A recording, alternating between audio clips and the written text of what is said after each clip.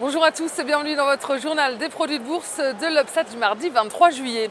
Et le marché parisien démarre la semaine en légère hausse. Le CAC 40 avance de 0,37% à 3 939 points. Et alors que la saison des résultats bat son plein à New York, elle démarre à peine en Europe et en France. 14 poids lourds du CAC dévoileront leurs résultats cette semaine. Et pendant le week-end, plusieurs éléments ont permis de réduire les tensions en Europe et notamment les conclusions du sommet des ministres des Finances du G20 qui souhaitent limiter la volatilité sur les marchés financiers et ensuite le maintien de la coalition à la tête du gouvernement portugais. À noter également le succès de la coalition du Premier ministre japonais lors des élections sénatoriales. Et du côté des valeurs, BNP Paribas et Société Générale ont soutenu la tendance à plus 1,67 et plus 1,50%.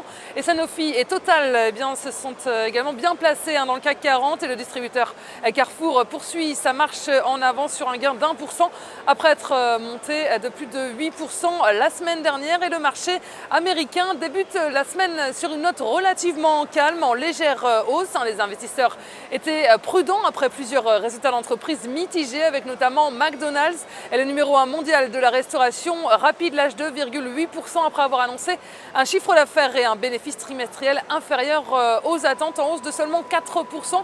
Et le groupe a prévenu qu'il aurait du mal à tenir ses objectifs annuels à cause de la baisse des ventes en Europe, qui constitue son principal marché. Et beaucoup d'autres poids lourds du Nasdaq sont attendus cette semaine, et Apple notamment publiera ses résultats ce soir après la clôture à Wall Street. Et puis les investisseurs guettaient en ce début de semaine la publication d'une statistique sur l'immobilier, un secteur particulièrement surveillé par les investisseurs américains. Et les ventes de logements anciens ont baissé d'1,2% en juin après une hausse de 2 mois, alors que les analystes tablaient sur une hausse de cette statistique. Et du côté des devises, le dollar est fragilisé par cet indicateur américain décevant. L'euro accentue son rebond face au billet vert à 1,3187. Et sur le front des matières premières, le pétrole termine en baisse à New York. Et les volumes sont en légère hausse sur le marché des produits de bourse, avec 14 millions d'euros échangés dans une séance de hausse. Et concernant la répartition par type de produit, les certificats sont à 78% des échanges, les varants sont à 22%. Et du côté des transactions, les certificats représentent 69% du marché, les varants 31%. Et en ce qui concerne la répartition par sous-jacent, les indices sont en baisse avec 23% du marché, les actions sont en forte hausse à 73%. Et la répartition des transactions sur les varants nous indique que les indices représentent 23% du marché, les actions sont à 74%, le taux de change est à 1% et les autres varants sont à 2%.